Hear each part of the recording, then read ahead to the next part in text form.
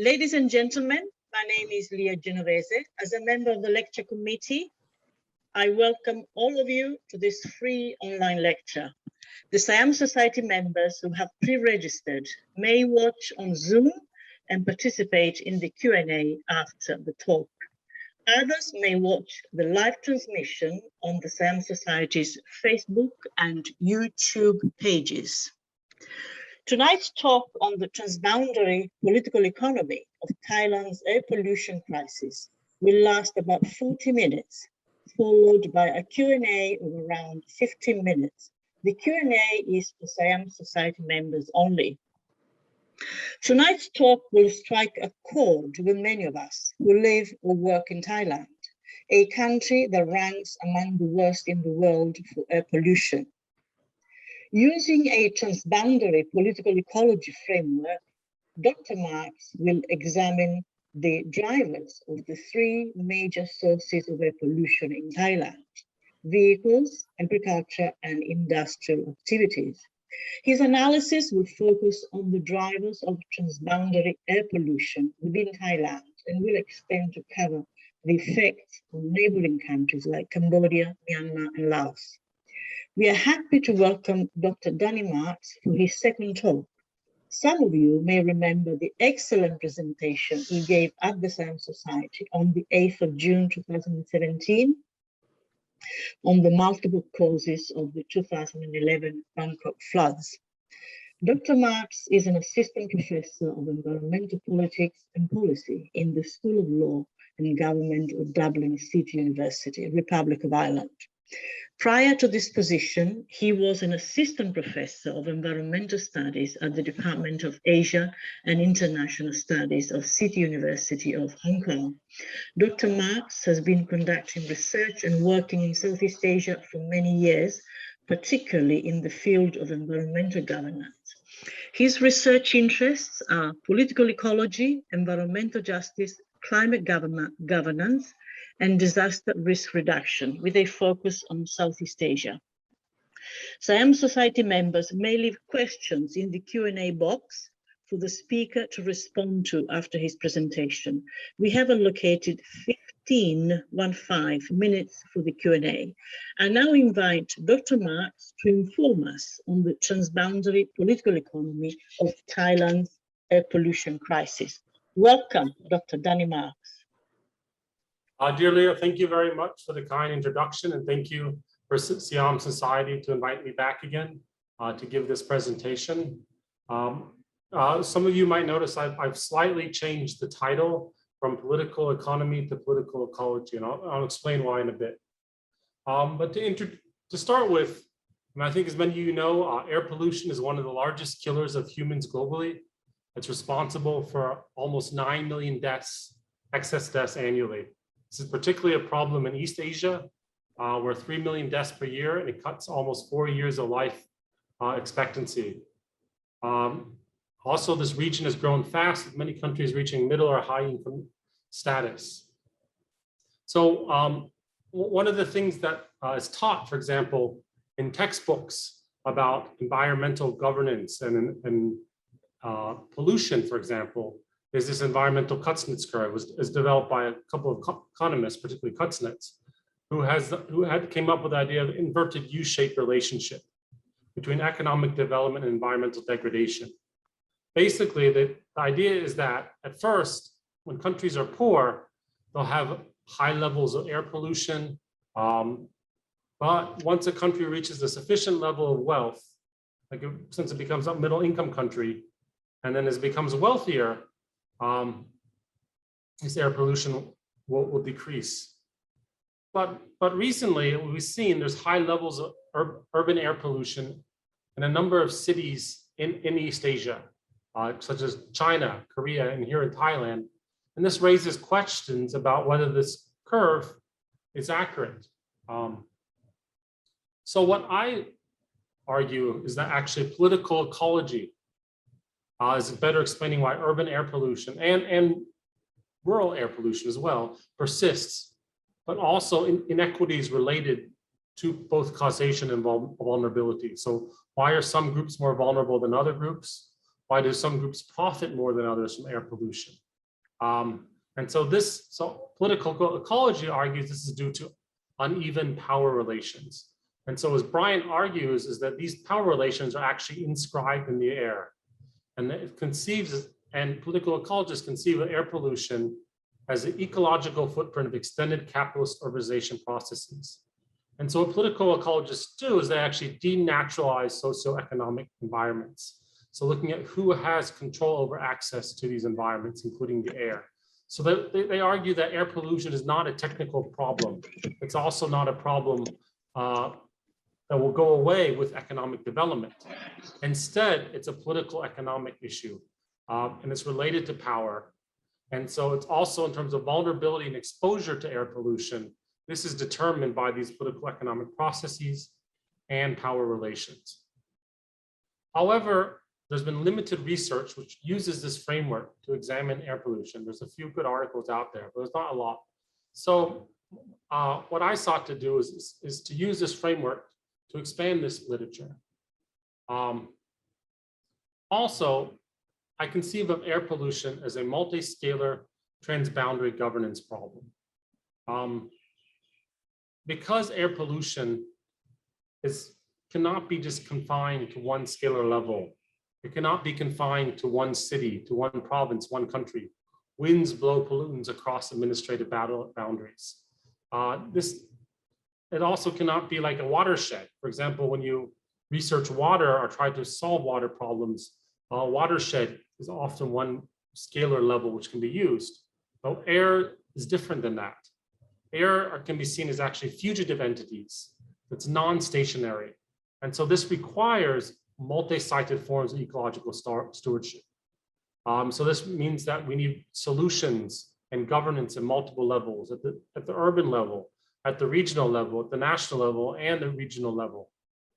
And so I argue that we need a transboundary approach as well, across administrative boundaries, within and as well as between nation states.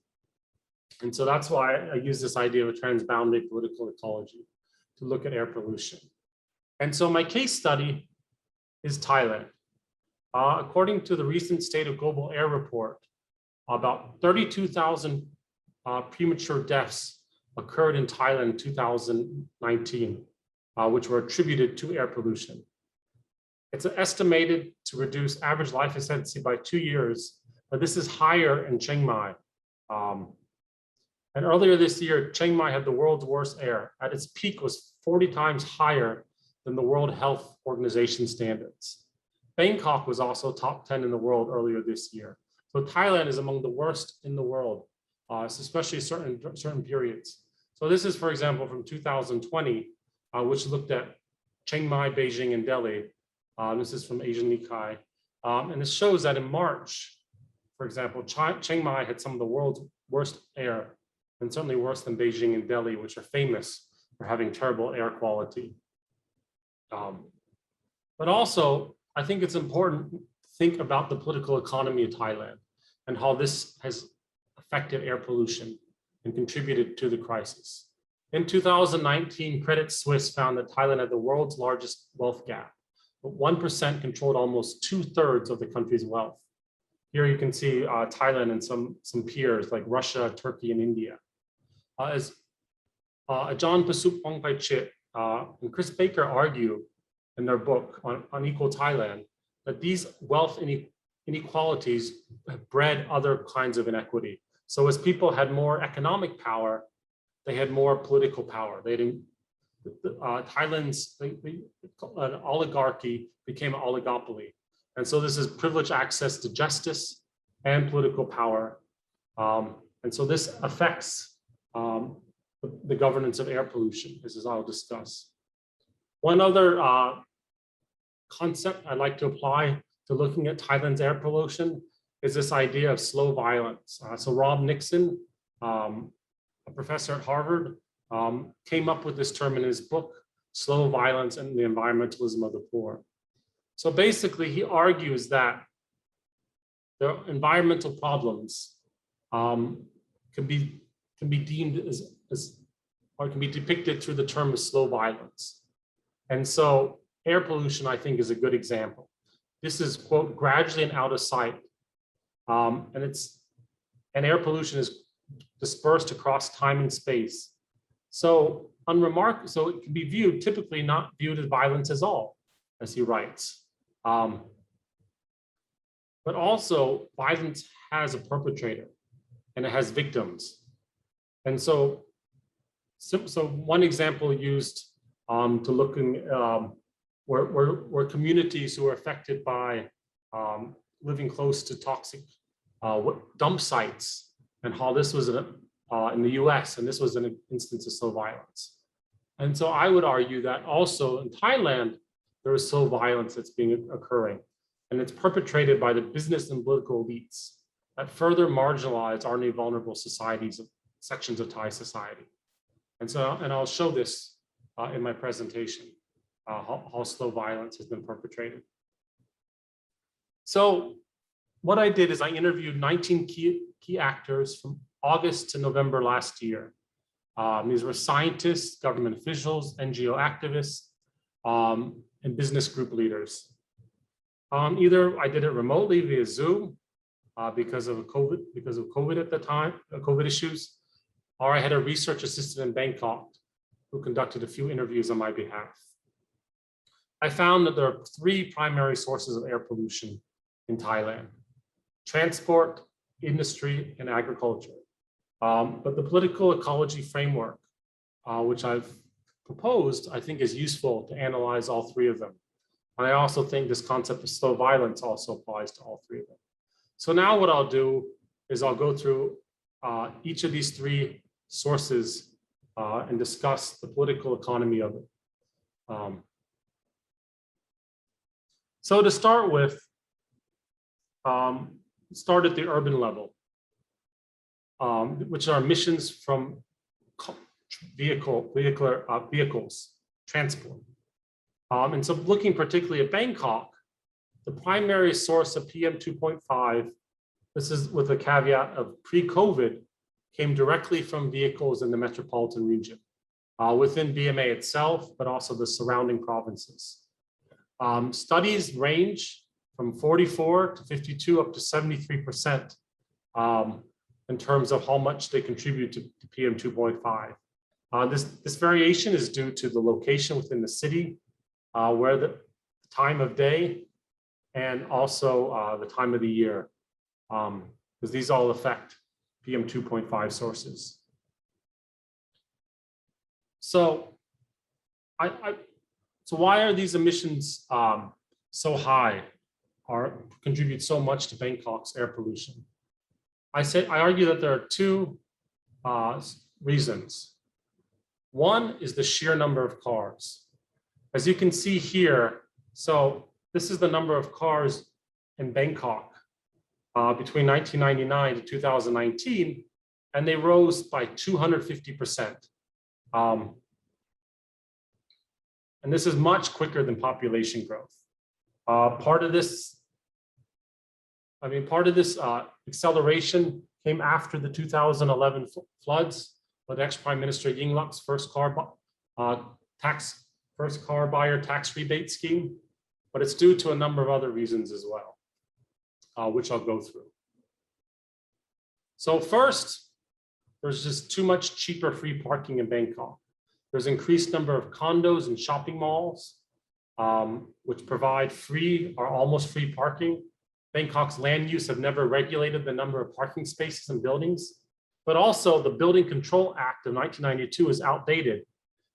This actually states the minimum amount of parking slots based on its size.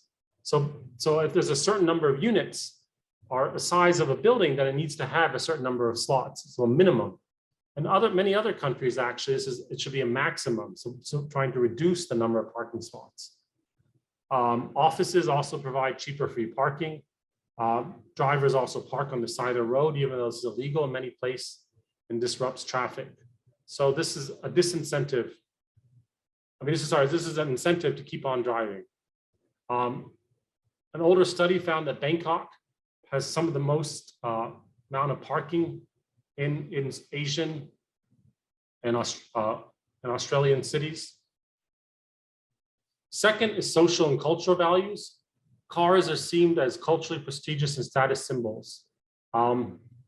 As one professor who I interviewed said, most Thais in their 20s have the goal of buying a new car. It is a step of life. Most don't think about the environmental impact, they just think about convenience. A study found that even though people who live along the Sukhumvit SkyTrain line, they prefer to commute by car rather than the SkyTrain. And most of these are high income residents.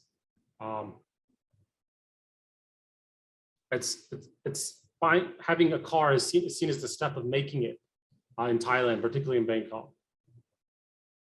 Third, there's very limited bus usage. I mean, one obvious solution would be to persuade people to shift to the bus. Buses have higher flexibility, lower production costs and operational costs due to mass rail and boats. Could better connect Bangkok suburbanites to the inner city. But instead, buses have been hemorrhaging passengers, dropping from 4 million in 1992 to 1.2, and many passengers are unhappy. Most of the buses have been running for over 30 years, as most of you will attest. Buses are outdated and poor quality. BMTA has only bought a few handful of buses.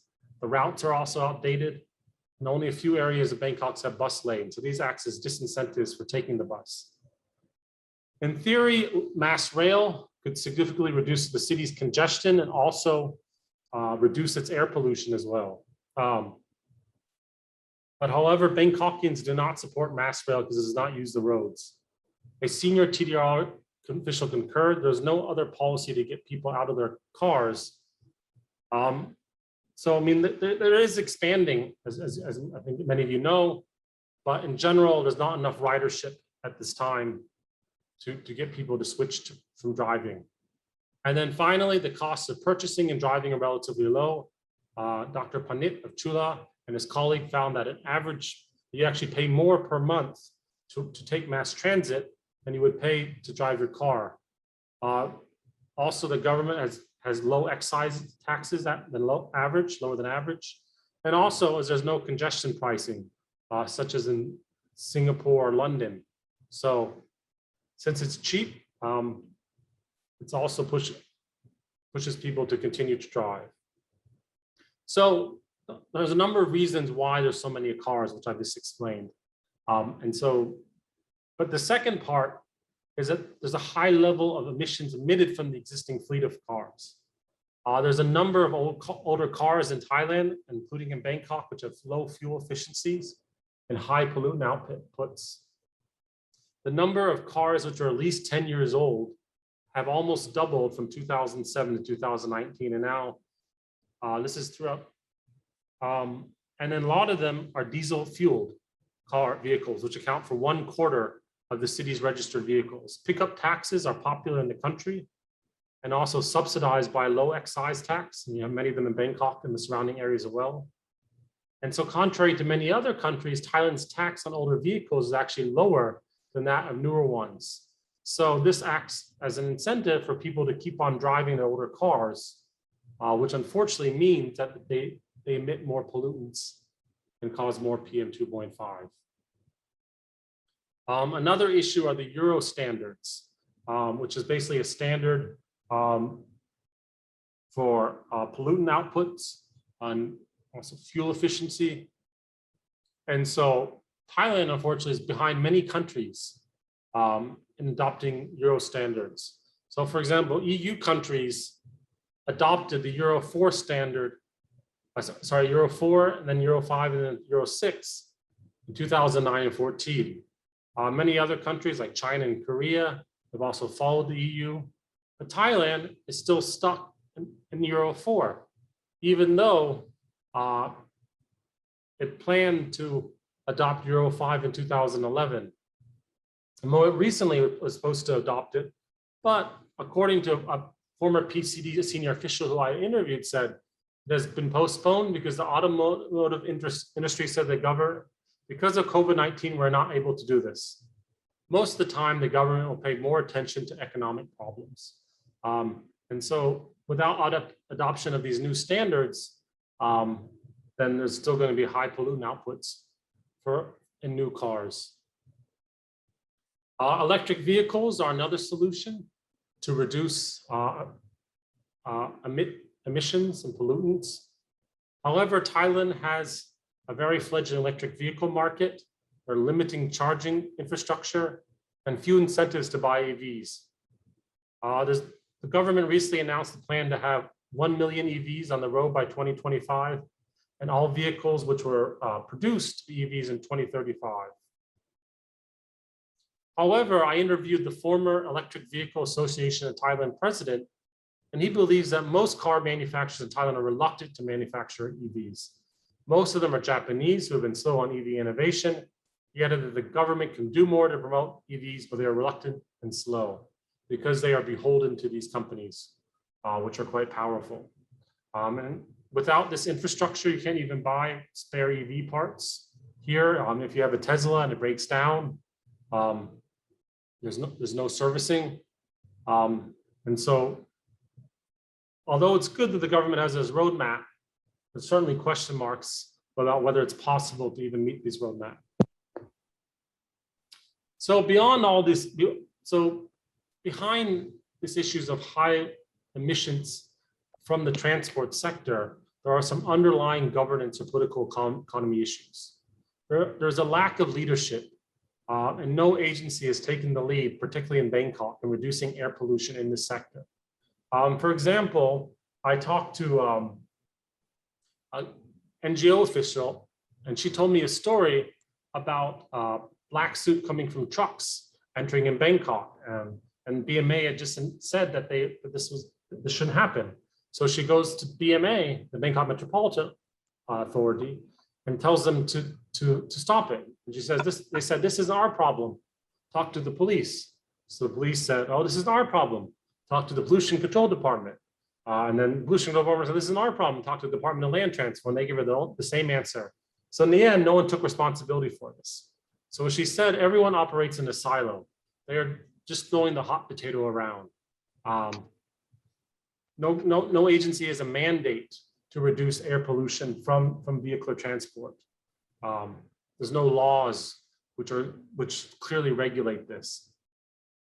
Also, until recently, there was frequent change in leadership in terms of who's the Minister of Transport, for example. This has hindered policy implementation, for example, the procurement of new low emission buses. There was also a corruption scandal with Bunjai Thai in terms of procuring new buses during the Abhisit regime.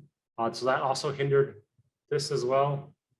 And then also the highly polarized political situation, according to interviewees, that given the polarized situation last night, the government is hesitant to pass unpopular policies, such as low emission vehicular zones, congestion pricing, but also it's not popular among the middle class as well. So that also acts as a deterrent for this. The issue, though, is that it's highly unequal in terms of who suffer and who are responsible for this issue. Those most responsible are the middle and upper class. They are a majority of car owners. They rarely take public transport. Plus, many of them live in the suburbs, so they commute longer distance. They have shown to be against bus lanes, our congestion pricing, but also Japanese automobile companies are against raising Euro standards in EVs. The poor, on the other hand, have much smaller pollutant footprints. They are the ones who ride the bus or they ride motorbikes, but they are the ones who bear the brunt of effects because of where they work. Our pollution is shown to be worst, vehicular emissions at roadside areas and underneath flyovers. So groups, for example, which suffer the most are those who live underneath these flyovers, which are the poor, but also street sellers who work along the roadside, such as the woman in this photo, motorbike taxi drivers, and open air bus riders. So now, so it started at the urban level, or at least and the suburban area. Now we're going to kind of zoom out to the regional level, the extended Bangkok metropolitan region, including the eastern seaboard, areas like Chonburi and Rayong, where there are many factories. So if you look at another study, it estimates about 17% of Bangkok's pollution comes from industry. This is from fuel combustion from machines and burning from production processes. And wind blows these emissions over into Bangkok. There's around 40,000 factories surrounding Bangkok. There's one NGO official I talked to said at the end of October 2020, we had satellite data that there was pretty bad air pollution. The data was definitive that was not caused by vehicular emissions. There was a period when there were no cars on the road. The sourcing instead pointed to nearby factories, around 40,000 surrounding Bangkok. But industrial emissions are hardly talked about. So this isn't, I mean, a lot of the talk has been about other sources, such as transport and agriculture, as we'll talk about. But this has seemed to have been steadily increasing, particularly in the last few years. This is due to Thailand's increasing role. One reason is its role to increasing waste importer and processor after China's national sword policy, which is when China stopped taking in imported plastic. So there are many now plastic processors near Bangkok. Between 2017, the amount of waste shipped to Thailand jumped by between 2,000 to 7,000. And so a number of recent investigations found that these factories were emitting air pollution, but it's also due to limited governance and oversight of the existing factories as well. Thailand lacks a database detailing these factories' emissions, known as an emission inventories. There's in other countries, there's laws to mandate these registries, so the government knows and the public would know how much each factory emitting. So in the US, you have the United States Toxic Release Inventory, and other countries, you have the Pollutants Release and Transfer Registries. But as an activist I said, talk to us, is we're working blind. It's impossible to identify factors releasing PM2, and this has inhibited also developing standards, because if you don't have a registry, if you don't have this data, it's very hard to develop standards on what should be the correct level. There's also no laws to force factories to switch to cleaner production processes. A parliamentary advisor I talked to said, no PM 2.5 standards exist for factories. And at the same time, the current government has been weakening environmental regulation in order to push economic growth, particularly industrial growth in the Eastern Seaboard. And so one thing they did was they revised the Factory Act in 2019 so that small companies, which have less than 50 employees, for example, will not be monitored for air pollution. And they also don't need to renew their licenses. So NGOs think that this law will increase air pollution, but it was designed to satisfy business groups. Also, the Eastern Economic Seaboard Corridor, Committee, the EEC, issued new guidelines that replaced all existing town plan guidance. This is during the coup period before the recent election in this area on the Eastern Seaboard, which basically pushed for the conversion of agricultural land to industry, including hazardous waste to disposal plants and power plants. Local communities were not consulted about the establishment of industrial parks, and they've said that this is increased air pollution, but also wastewater and other environmental problems in this area. The problem is there's weak oversight and a conflict of interest. The Pollution Control Department cannot fine or close factories. Only the Department of Industrial Works do so, but their mandate is actually to increase industrial development. So it rarely tries to penalize factories for their pollution. I mean, sometimes what they do is they even tell factories before that they visit that we're going to inspect you, and then factories reduce their emissions level, or factories have to temporarily close for a month or two, then they can reopen again.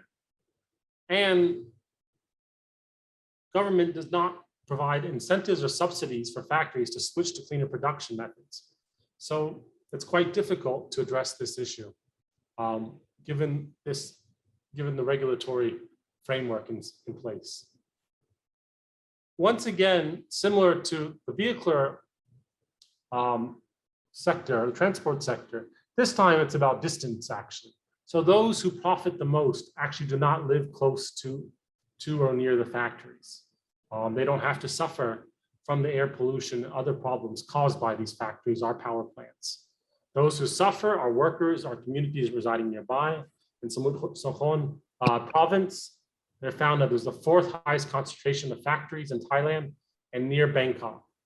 And there was high PM 2.5 levels seen in school students who went to school in this province. Mataput is a great example in Rayong. It's the 8th largest petrochemical hub.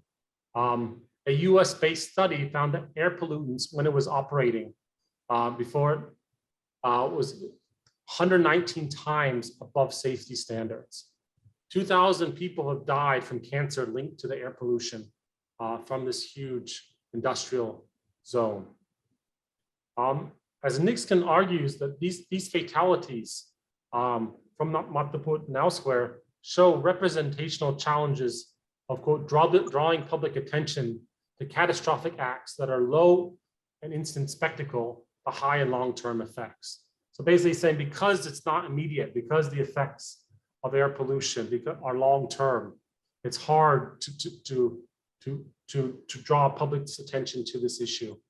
But this is not only an industry, it's from transport and agriculture as well. So third, we move to at the national transboundary level, agricultural burning. In Bangkok, estimates for biomasses burning contributes to PM2.5 levels vary from 24 to 38%, once again varying on location and time of the year. In Chiang Mai and the surrounding areas, it's up to 90%. So most of it is not from transport or industry within these cities. It's mostly from agriculture. So this is from outside these areas. So the burning that contributes to the air pollution is from both within and without and outside of Thailand and Thailand's neighboring countries.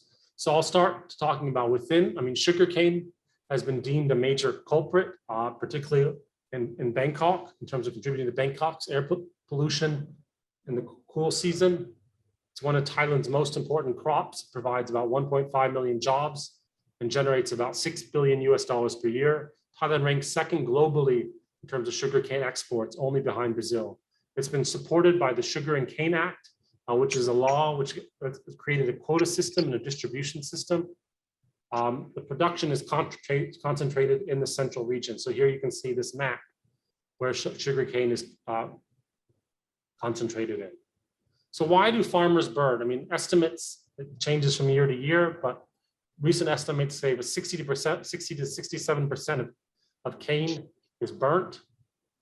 Farmers burn the cane to reduce the amount of leafy extraneous material such as stalk tops. Main reason why farmers burn are labor shortages and manual harvesting practice. Mechanized harvesting machines account for only 10% of the total. The Ministry of Agriculture official told me that the harvesting machine is very expensive. It can range to about 15 million baht. And most farmers are poor, they won't use it. Also, because many farmers are locked into contract farming schemes, and they're also heavily in debt. They take out loans to begin to invest in sugarcane production. They feel pressure to deliver sugarcane on time. And it's quicker to burn it than than not to burn it, than not to do it. Even when the Ministry of Agriculture decreed a ban in 2019 and last year, many farmers circumvented this by burning their field at night. In northern Thailand, the issue is more of maize. The Thai government had placed tariffs ranging from 20 to 33% on imported corn years ago. So the maize industry is dominated by three three companies, CP, Petrogrow, and Cargill. And 70% of the maize production shifted to the north by 2016. And this is driven particularly by animal feed boom. So most of the maize is produced for animal feed. This is due to increased regional meat consumption within Thailand, but particularly in China. Increased demand for meat, then there was increased demand for animal feed. And so agricultural businesses have encouraged contract farming. CP had bought 80% of maize production in non-province, and they burn copious amounts of waste. So similar to the sugarcane industry, farmers evaded bans by starting fires after surveillance satellite passed. So contract farming was a major contributor to maize burning. But also a crop often forgot about is rice. Rice also contributes. Rice farmers routinely burn their rice stubble in order to prepare fields for the next round of crops. But what is common is all of these farmers state the burning is attractive because it's cheaper and requires less labor and time. Agricultural policies continue to promote these industries. They give subsidies, quotas, extension services, but they don't provide solutions, though, to not burn. Farmers are in debt and they can't afford to invest in technology or use laborious methods. Agribusiness companies and farmer groups have pushed the governments to relax the percent of burnt products they can sell, particularly in terms of sugarcane. There's been negotiations, and the government has often relaxed the amount of burnt sugar that can be sold after this pressure. So now on to the transboundary level. Small portion is likely coming from Cambodia that affects Bangkok. In northern Thailand, a lot more is significantly higher portion originates from Myanmar and Laos. And this is tied to the aforementioned maize boom in the north. Farmers switched in Laos and Myanmar to growing maize for export because they can sell it for a higher price in large quantities. So Greenpeace has found so there's more hotspots or burning hotspots from outside of Thailand than from within Thailand, particularly in Shan State in Myanmar. And so as a Greenpeace official told me, the majority of hotspots are located outside Thailand, about 70%. They're all in our neighboring countries. So this year, according to PCD, between January to April, there were many fewer hotspots in northern Thailand. A non-province in particular has reduced its hotspots. That was estimated about 60,000. But in neighboring countries, there were almost 577,000 in Myanmar, almost 400,000 in Cambodia, and 800,000 in Laos. So this clearly shows the transboundary level of air pollution here. This is 2019 satellite data in February showing hotspots. So this is northern Thailand. This here shows all the hotspots in the neighboring countries. CP and other agribusinesses, Thai agribusinesses played a major role in promoting maize in Myanmar. So Kevin Woods in his study found that maize became the main cross crop due to Thai agribusinesses, industrial maize contract farming schemes, so CP and other companies, which they use to supply China's chicken feed market. Maize production in Laos has increased recently. It is largely sold to CP Vietnam, a CP of the Thai a subsidiary of the Thai agribusiness, and a meat producer. And a lot of it sold to China, this meat. So, but it's also other Thai companies.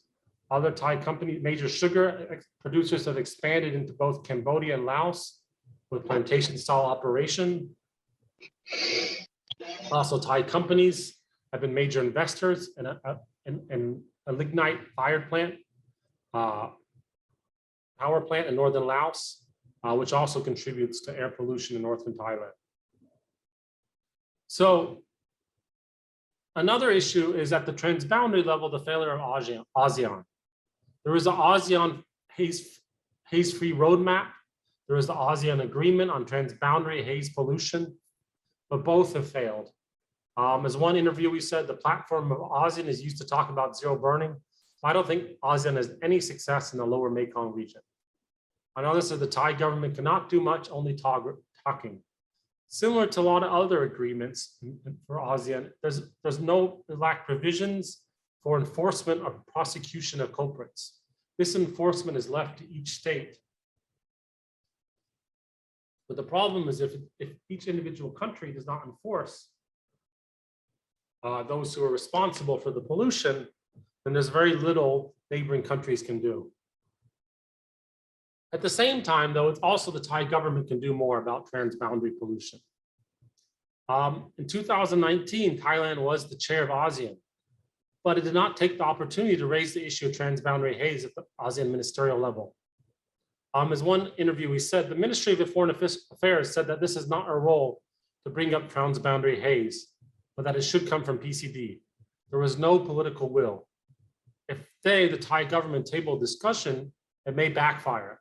Other countries might ask, so who's burning and how do you manage your own air pollution? So basically it was insinuating that the Ministry of Foreign Affairs didn't want to highlight Thai companies' contribution to air pollution in these neighboring countries.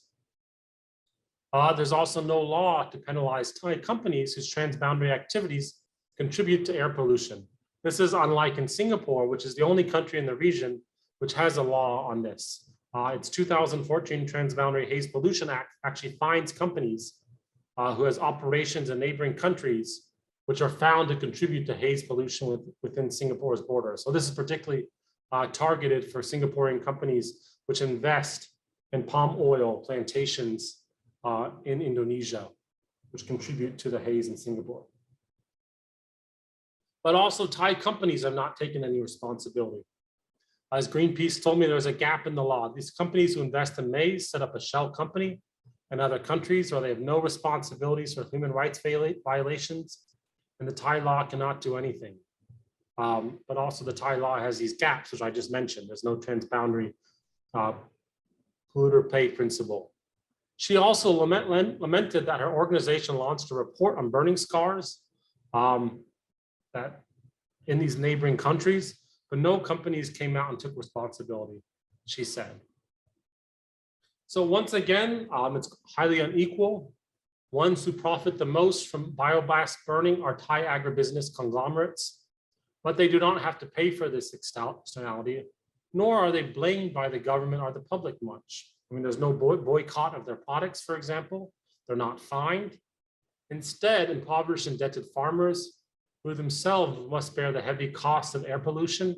I went to Khon Kaen earlier this year, and we measured PM 2.5 in this farmer's field where he was burning his crops, and the levels were off the roof. It was very high. But these farmers are often cast as the villains. They're the ones who are seen as contributing to PM 2.5. So once again, there's inequality in this sector, and it's also, once again, due to unequal power relations. So hence the political ecology of this.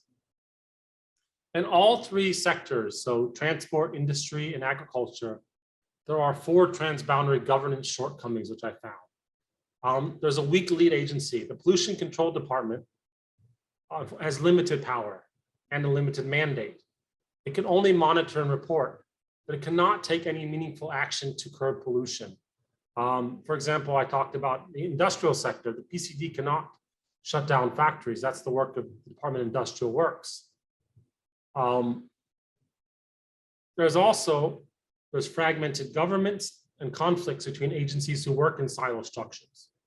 The good example is the agency taking lead on finding polluting trucks, and DWI not finding finding factories. Our BMA just spraying water into the air. The BMA not doing anything to crack down on the sources of pollution within BMA. But also there's a regulatory gap. As one interviewee said, with many laws affecting air pollution, which are in conflict with each other. But also, as I've tried to discuss, policymakers, government officials, and elites have always sought to prioritize economic growth over curbing air pollution. And they've disseminated narratives to justify this. But often it's actually an excuse to protect vested interests. I mean, it's been widely shown that you can reduce air pollution while still grow economically. So examples were Euro standards postponement, which I gave about, the Factory Act, which relaxed factory standards, and relaxing burnt sugarcane levels. As one interview said, they, meaning the government leaders, always say that Thailand is a poor country, so we need to develop our economy. I mean, China, for example, has shut down factories, which are shown to emit high levels of emissions. They've also tried to shut down a number of vehicles. So they've been much more proactive than Thailand has. Fourth, there's been limited public awareness. This has eased pressure on government in the past. PM 2.5 is a new word in the Thai vocabulary, one interviewee said. Nobody knew about PM 2.5 until the last 3 years. This has recently improved and has pushed government to do more in the past, but I would still argue in the wider Thai society, particularly in rural areas, and particularly among the lower income segments of society, there's still limited awareness about the causes of PM 2.5, about the problems with the law, and about the sources of PM 2.5. And so this can still improve. So what are potential ways forward? I mean, given these gaps that I mentioned, there's clearly a legislative gap. I mean, the US has the Clean Air Act, many other countries have emulated that. So there's a need for new legislation. So 4 laws have put these legislations for us. So 2 of them, one sponsored by Bumjai Thai, and other was sponsored by the Thai Chamber of Commerce, were rejected by the Prime Minister on the technicality that it would require, it's a financial law, budgetary law, but they were also not very strong. The third is a draft law on the pollutant release and transfer register, which I talked about in terms of industry. And this is put forward by the Move Forward Party. And this will be put on the Parliament's agenda. It would be great if this was passed. We certainly have a step forward, though it's certainly not enough. And then finally, the 4th iteration would be the Thai Clean Air Network. Is now launched a campaign to back up its bill, has collected 3,500 signatures, but perhaps that's more, perhaps that's numbers outdated. I think perhaps more than that right now, but they still need more signatures. So this is a citizen-driven version of the law. The idea was it would ensure the right to information about air quality, the right to public participation, and the right to access environmental justice. The polluter pay principle is enshrined in this version. So it'd be taxes, penalties, and the right to sue polluters. The current 1992 Environmental Act does not authorize citizens to do so. It will set up its own body for handling public complaints and monitoring relevant state agencies, similar to environmental protection agencies in other countries. The bill also addresses the transboundary air pollution element and has a penalty clause for Thai entities who contribute to transboundary haze. It'll also elevate the standard of clean air for health, including the National Air Quality Index, which is much lower than the WHO recommended standard.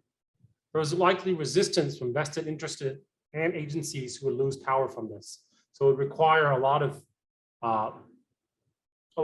advocacy, public-driven action, and so this needs to be pushed by many segments of society to overcome these vested interests. Other possibilities in the agriculture industry, Mark Zimmerman of WHO has proposed a public-private supply chain initiative. This would be a surcharge on corn and sugarcane paid to farmers that sign contracts agreeing not to burn their fields. It would be QRGS linked verification system. Would pass the cost on to consumers 10 to 15%.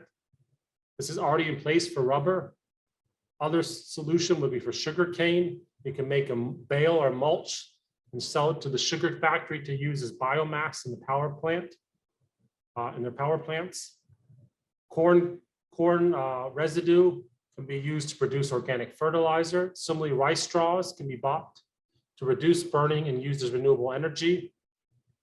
In the transport sector, congestion pricing schemes, heavy investment in the bus system. Those will be solutions there. In industry, the law I talked about, but also subsidies for technologies, more public participation, and a ban and accelerating the ban on importing plastic waste would all help. To conclude, I've identified how political economic barriers are preventing improved governance of the air. I also revealed how political economic processes largely determine the unequal vulnerability of an urban and also, I would add, rural inhabitants to air pollution. So who is vulnerable and why?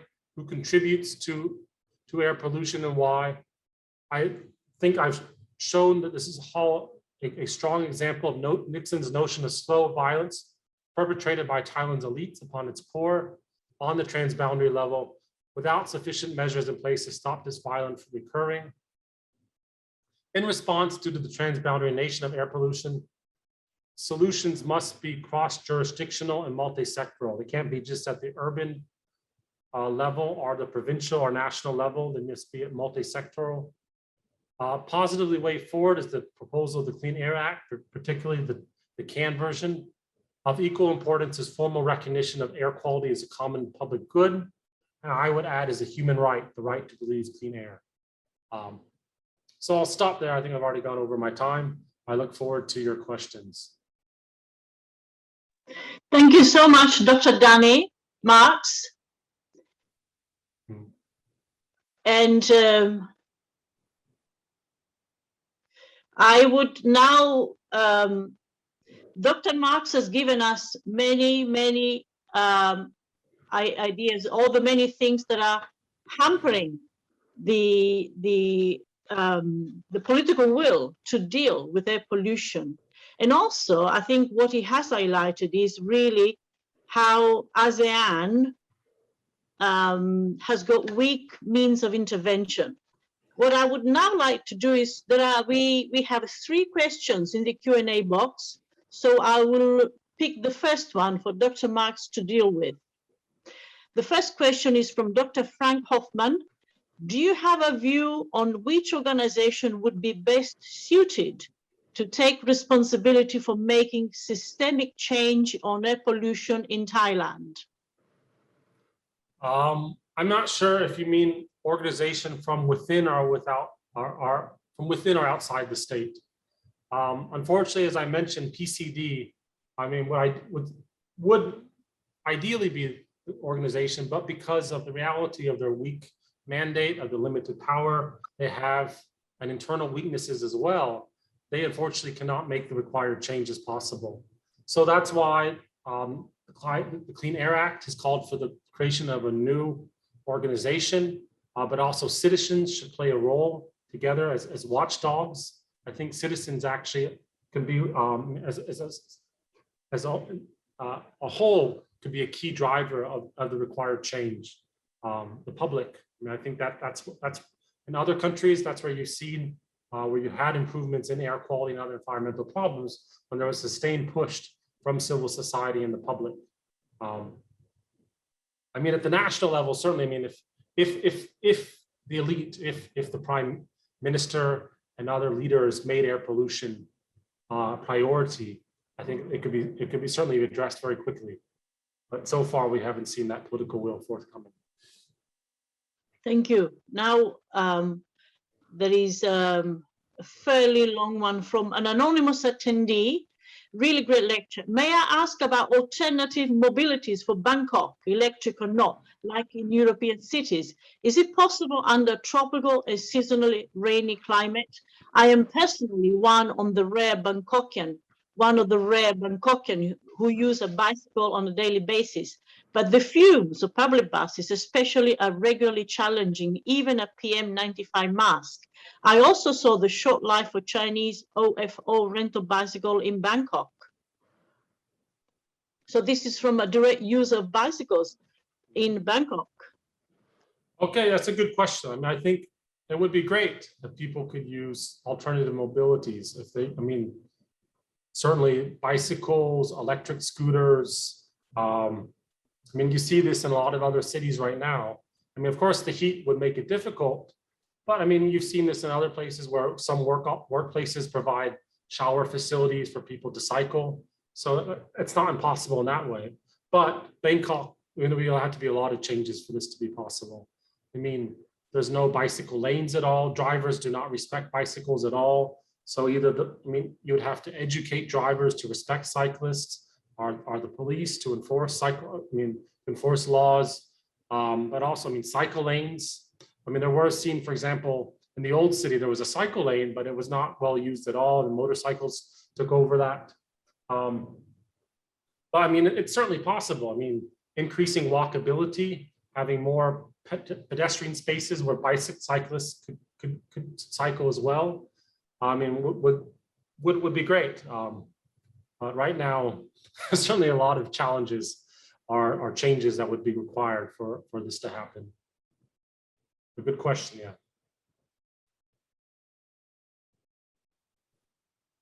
Yes. Dr. Dani, can I pass to the third question, number 3? Yeah, sure. It's from Kim Atkinson, who is an old SAM, not old in the sense, a long-standing SAM Society member.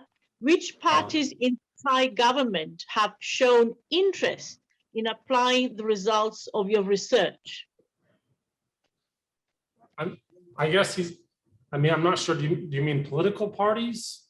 So as I talked about, parties have proposed iterations of the Thai Clean Air Act. Bum Jai Thai proposed an iteration, but it was not nearly as progressive as the iteration from the Thai Clean Air Network. It was still, the fines are very small. They didn't promote citizen watchdogs as much. Move Forward has proposed a registry for industrial air pollutants, so that's positive. The ruling government, unfortunately, haven't seen much movement from them in terms of the ruling political party and government in terms of air pollution. But there hasn't been there hasn't been a big push from many political parties to make this a priority, unfortunately, or as much as I would hope. But yes, I would think. Okay. The opposition has done more to push this as an issue. Do we have room for one more question, Dr. Dani? Sure. You said you have to go soon, but I'm not sure. There is one question from Beverly Franco. How can government officials be protected if they close down or impose fines on a polluting factory? Is there a law that makes it illegal when an official accepts a bribe to sign the factory's release? Very good question. How can they be protected if they close down or impose fines? I'm not sure what you mean by protected. Of course, there's a law. There are anti-corruption laws for. It's certainly illegal to accept a bribe, but you can see that quite often. A lot of factories do give out bribes. I did a study on wastewater in Bangkok and corruption, and you can see that. Just for what the Department of Industrial Works. It was alleged, at least, that takes bribes to not crack down on pollution, on both air and water pollution. But yes, the problem is the legal framework that I mentioned in terms of cracking down on factories. Also the problem is the Department of Industrial Works. Their mandate is to improve industrial growth. That's how they get promoted. They're not promoted to close down factories. So that's why you would need. That's why this new law would be useful to empower government officials to do something like this, to be able to close down factories with impunity and not be punished by their superiors. So that's why there's I think a major issue is this legal framework has issues in terms of addressing PM 2.5 and air pollution. Yes, those are very, very, very Very good answers that give us so much food for thought. I think we are almost out of time, but what I would like to say is, if your particular question was not addressed today, Dr. Marks is happy to be contacted at his institutional email ID, which is Danny, that's DANNY .Marks, MARKS, at dcu.ie. And that is his work email at the University of Dublin. On behalf of the Siam Society, I would like to thank Dr. Marks for an inspiring and very informative presentation that I think affects all of us, and also to you, the audience, for your participation. And I'm sorry if there have been any technical hiccups. They are entirely of my own doing because I am a Zoom novice. So I beg for your forgiveness. Thank you, Dr. Marks, and thank you, the audience, and have a great day. Thank you, Leah, and thank you all for joining. Thank you all.